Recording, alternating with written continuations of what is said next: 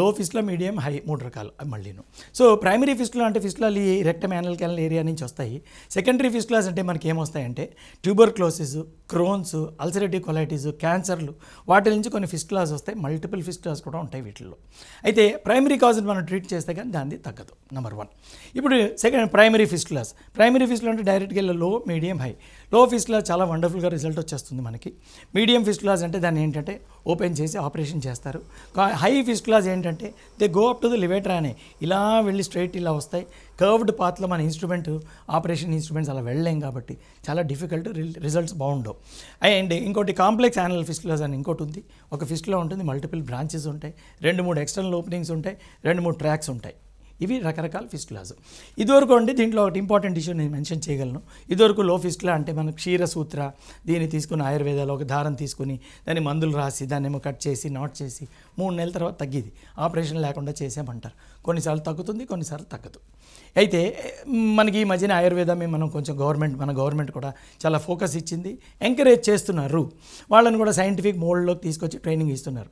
కానీ ఏంటంటే దీనికి టైం మన చేతిలో ఈ మధ్య లేదు. అందరికీ టైం అంటే చాలా, time is money, time is very valuable nowadays. అయితే దీనికి ఏం చేస్తున్నామంటే మనము వ్యాఫ్ట్ అని చెప్పుంది, video assisted anal fistula treatment, VAAFT, VAAFT. ఇది ఏం చేస్తుందంటే మనం ఫిస్టులా ట్రాక్ లోపలికి వెళ్ళిపోతాము. అక్కడ టీవీలో చూస్తాం, వీడియో కెమెరా ఉంటుంది, అక్కడి నుంచి దాన్ని కాల్చుకుంటూ బయటకు వచ్చేస్తాం.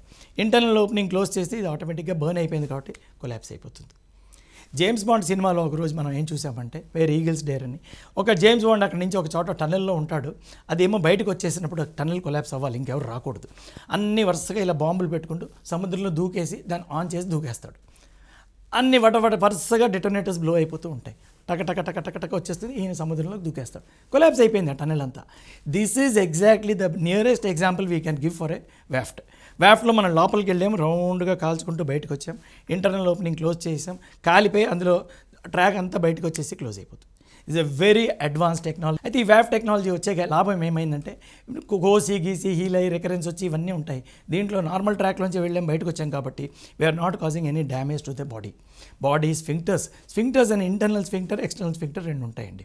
స్ఫింక్టర్ డ్యామేజ్ అయిందంటే మన కంట్రోల్ పోతుంది. అందరూ అడుగుతారు, మీరు ఫిస్ట్లో ఆపరేషన్ చేసాక మాకు కంట్రోల్ ఉంటుందా ఉండదా అని.